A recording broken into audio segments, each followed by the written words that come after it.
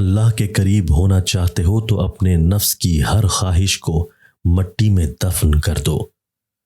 درویشی مصیبت کی نہر ہے اور اس کی تمام مصیبتوں میں عزت پوشیدہ ہے۔ ظاہری طور پر مشکلیں نظر آ رہی ہوتی ہیں، لیکن پس پردہ راحت اور سکون چھپا ہوتا ہے۔ مخلص بندہ وہ ہے جو اپنی نیکیوں کو ایسے چھپا کر رکھے جیسے کوئی غریب اپنے ہاتھ کی کمائی اور جوڑی ہوئی رقم کو چھپاتا ہے۔ جو نصیحت سن کر فوراً عمل کرتے ہیں وہ لوگ خوش قسمت ہیں اور ان کو جلد بہت بڑا اجر اور محنت کا پھل ملے گا۔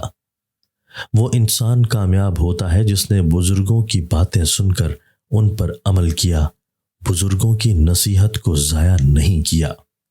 بھوکے کے پیٹ میں ایک لقمہ ڈال دینا کسی بادشاہ کی صحبت میں 100 مرتبہ رہنے سے کہیں زیادہ بہتر ہے۔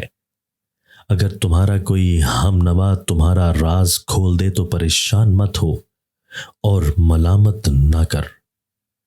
جس انسان کے دل میں خدا نہیں رہتا وہ دل نہیں، ایک ویران گھر کی مانند ہے جہاں پر مکڑی کے جالوں کے سوا اور کچھ نہیں ہوتا۔ کسی طرف سے رضامندی ہو جائے تو پھر کوئی خامی یا عیب آنکھ کو نظر نہیں آتا۔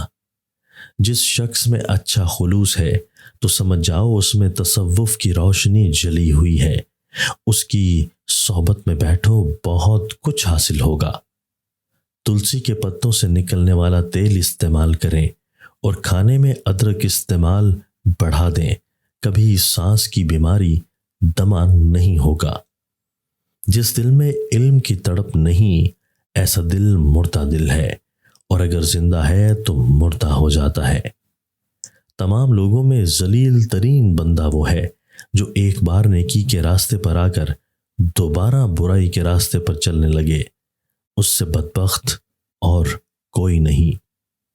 عاجزی کا حق ادا کرنا چاہتے ہو تو سب سے پہلے حق کو دل سے تسلیم کرو اور پھر حق بولنے والے کا ہاتھ تھام لو اور اس کا کبھی ہاتھ مت چھوڑو۔